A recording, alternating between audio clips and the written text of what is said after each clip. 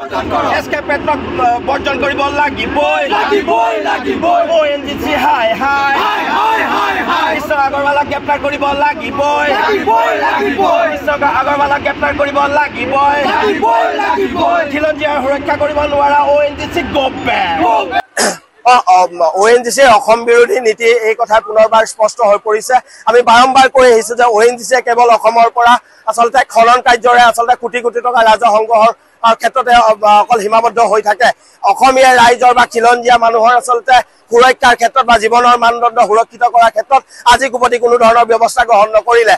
আমি দেখা পাইছো যে আজি 4 দিন পাৰ হৈ গ'ল এই গেছ নিৰ্বাপনৰ বিষয়টোত আচলতে বাহিৰৰ পৰা মানুহ আহি এক্সপাৰ্ট আনি পেলাই বিষয়টো নিষ্পত্তি কৰাৰ কোনো ধৰণৰ সদিচ্ছা আজি প্ৰকাশ নকৰিলে, যাৰ ফলত আজি শ মানুহে আচলতে জীৱনৰ নিৰাপত্তাহীনতাত ভুগিবলগীয়া হৈছে। এইজন যিজন বিতৰ্কিত ঠিকাদাৰ কৃষ্ণ আগৰৱালা তেওঁৰ ওপৰত আচলতে দীৰ্ঘদিনৰ ধৰি আচলতে অভিযোগ উত্থাপন হৈ আহিছে যে তেওঁ এনেধৰণৰ কাম কাজৰ লগত জড়িত হৈ আছে।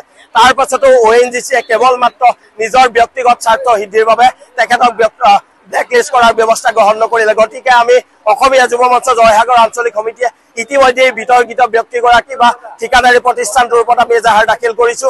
অনতিপলমে শিৱসাগৰ জিলা প্ৰশাসন লগতে মাননীয় মুখ্যমন্ত্ৰী মহোদয়ে এই ক্ষেত্ৰত যদি কোনো ব্যৱস্থা গ্ৰহণ নকৰে আমি ৰাজপথলৈ ওলাই আহি ইয়াৰ প্ৰতিবাদ কৰিবলৈ বাধ্য হ'ম। আৰু এই ক্ষেত্ৰত উদ্ভৱ হ'বলগীয়া যিকোনো অনাকাংক্ষিত পৰিৱেশ পৰিস্থিতিৰ কাৰণে আমি অসমীয়া যুৱ মঞ্চ কোনো কাৰণতে দায়ী নহয়, এই কথা আপোনালোকৰ জৰিয়তে আজি স্পষ্ট কৰি দিছো।